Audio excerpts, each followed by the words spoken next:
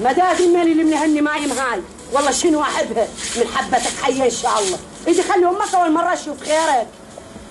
بس هي حلوه يا لعد هو الدار راسه شنو مثل ديك تجيك تبيع مسكنه وفقور تالي من تالي تطلع من جوا راسها بلاوي سود.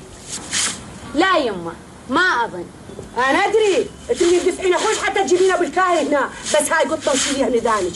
اللي يسكن هنا لازم يخدم ويدفع، ما عندي فندق. يعني هسه شلون؟ شو نسوي؟ ما ادري، انا كل ما اشوف هاي البنيه فد وحده مهتلفه وفقر بتفكر، وكل راس مالها البياض والنعومه. واخوك بعد الحامي لو من ينتج عليه شيء حلال يراد له وقت، ولو من يجي هذا الوقت يكون شبابه راح. على الاقل البنيه تكون عندها ورث، عندها فلوس، هي مو خاليه مختليه. يمه مو انت تعرفين البنيه هذا حالها، وهو قعد بالليل وحكى وياك وقنعك. بعد هذا الحكي الجديد القبض منه شنو؟